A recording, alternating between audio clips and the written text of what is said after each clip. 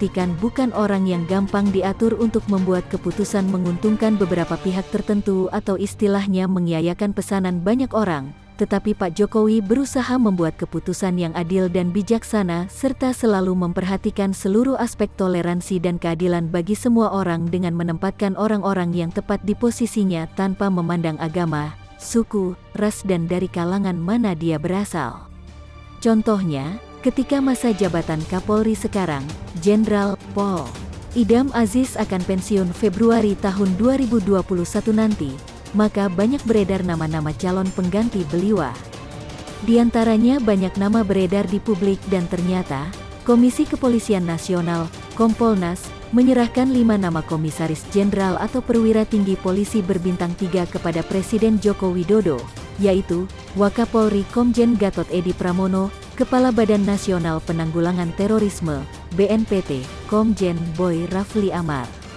Kemudian ada nama Kabareskrim Komjen Listio Sigit Prabowo, Kepala Lembaga Pendidikan dan Pelatihan Polri Komjen Arief Sulistianto, dan Kepala Badan Pemelihara Keamanan Polri Komjen Agus Andrianto.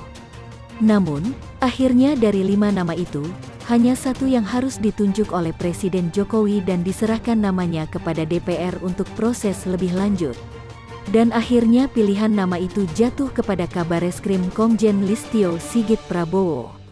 Mengapa harus Pak Listio Sigit Prabowo? Tentunya setelah berbagai pertimbangan dan prestasi kerja yang ditunjukkan oleh Pak Sigit, pantaslah Pak Jokowi jatuh hati dan memilih calon tunggal atas nama Sigit dengan hak prerogatif yang dimilikinya untuk memilih Pak Sigit yang selanjutnya diserahkan kepada DPR. Lantas apa pertimbangan Pak Jokowi untuk memilih Komjen Listio dibandingkan yang lain? Menurut beberapa sumber, kelayakan Komjen Listio jadi Kapolri menggantikan Idam Aziz yang akan memasuki purna bakti tentunya selain persyaratan formal yang sudah dipenuhi, faktor integritas, kompetensi, profesionalitas. Selain itu tentunya kemampuan Komjen Listio yang sudah terasah dalam bersinergi dengan para pemangku kepentingan, baik di internal maupun eksternal pemerintahan. Pun dalam hal manajemen konflik serta kedekatan dengan Pak Jokowi juga penuh pertimbangan dalam hal pemilihan Kapolri ini. Seperti kita ketahui bersama, Komjen Listio ini adalah mantan Kapolres Surakarta di tahun 2011, di mana Pak Jokowi waktu itu masih menjadi wali kota Solo. Lalu tahun 2014 ketika Pak Jokowi jadi presiden di periode pertama, Komjen Listio waktu itu jadi ajudan beliau.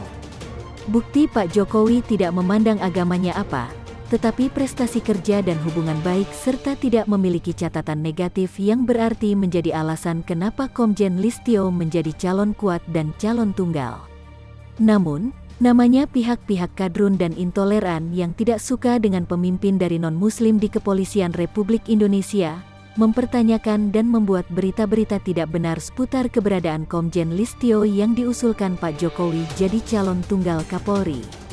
Mulai dari jenderal paling muda dan dikritik karena melangkahi 2 angkatan setelah Kapolri saat ini Jenderal Idam Aziz yang merupakan Akpol Angkatan 1988 sementara Komjen Listio merupakan Akpol Angkatan 1991. Namun, Ketua Harian Komisi Kepolisian Nasional, Kompolnas, Beni Mamoto menilai tak ada masalah dengan dipilihnya Listio Sigit sebagai calon tunggal Kapolri. Berkaca dari pengalaman Tito Karnavian, umur tidak menjadi masalah asalkan memiliki prestasi. Komjen Listio Sigit merupakan alumni Akademi Kepolisian, Akpol, 1991. Dalam catatan bisnis, Jenderal Bintang 3 itu banyak bertugas di wilayah hukum Polda Jawa Tengah. Pada 2009, dia pernah menjabat sebagai Kapolres Pati dan kemudian menjadi Kapolres Sukoharjo. Listio juga tercatat sebagai Wakapoltabes Semarang pada 2010 lalu. Pada tahun 2011, Listio mendapat promosi dan bertugas sebagai Kapolres Surakarta atau Solo. Kebetulan pada saat itu, Wali Kota Solo dijabat oleh Joko Widodo.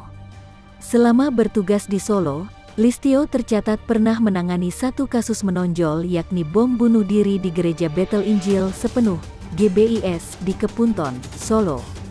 Peristiwa tersebut menewaskan pelaku dan melukai 9 orang yang berada di sekitar gereja. Jokowi usulkan Listio Sigit, contoh bagus sekaligus sentil tukang teriak agama. Calon Kapolri sudah mulai menemui titik terang. Sebelumnya Kompolnas mengusulkan 5 nama Jenderal Bintang 3 berpangkat Komjen ke Jokowi sebagai pengganti Idam. Mereka yang diusulkan adalah Wakapolri Komjen Gatot Edi Pramono, Kepala BNPT Komjen Boy Rafli Amar, Kabaharkam Komjen Agus Andrianto, Kabareskrim Komjen Listio Sigit Prabowo, serta Kalendikpol Komjen Arief Sulistianto. Tapi ada satu nama yang dirumorkan jadi kandidat terkuat. Dia adalah Listio Sigit. Rumor ini membuat beberapa pihak rupanya kebakaran jenggot karena dugaan agama yang dianutnya, non-muslim. Sampai-sampai mereka mengeluarkan statement yang tendensius dan mengundang polemik. Kelompok yang merasa paling suci dan berhak mengurus hal yang bukan wewenangnya.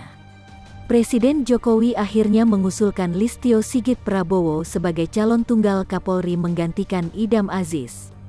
Usulan nama Kapolri ini tertuang dalam surat Presiden, Surpres, yang diserahkan Menteri Sekretaris Negara Pratikno ke pimpinan DPR. DPR akan langsung memproses Surpres usulan nama calon Kapolri itu sesuai mekanisme yang berlaku. Proses pemberian persetujuan akan dilakukan sesuai mekanisme internal Rapim Bamus dan kami akan tugaskan Komtik untuk fit and proper, hasilnya akan dibawa ke Rapur untuk dapat persetujuan. Proses ini akan ditempuh 20 hari terhitung hari ini Rabu tanggal 13 Januari, kata Puan Maharani.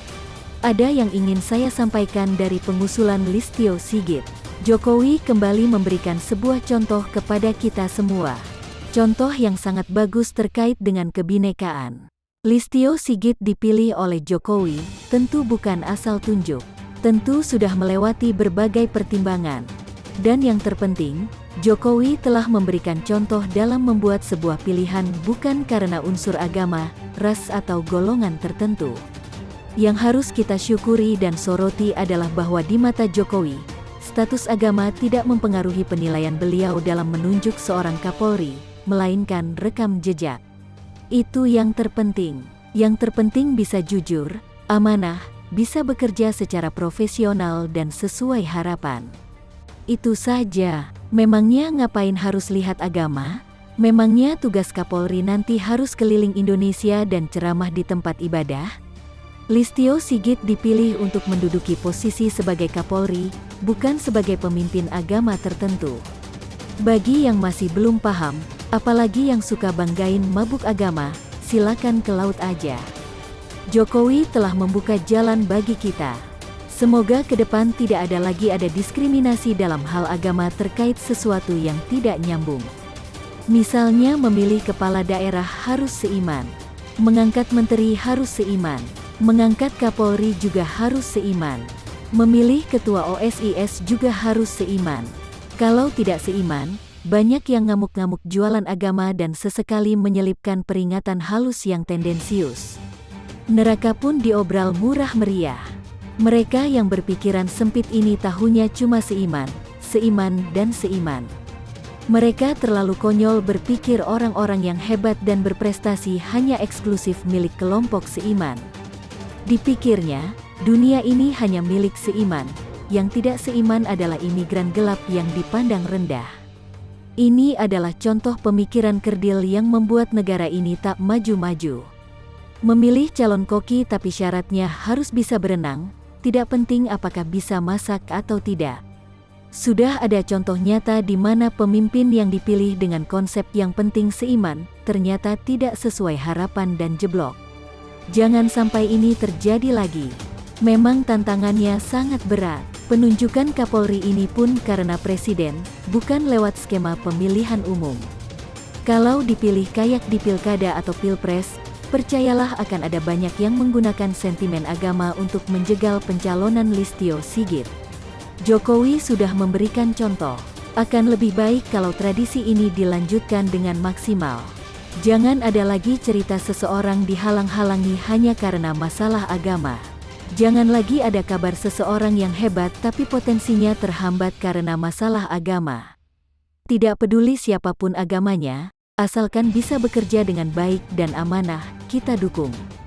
NKRI bukan milik kelompok agama tertentu. Seiman tidak berarti paling bagus. Banyak juga yang mengecewakan. Bahkan banyak yang munafik. Banyak yang menggunakan agama untuk kepentingan pribadi. Kenyataan ini yang tak bisa diterima oleh kelompok mabuk agama.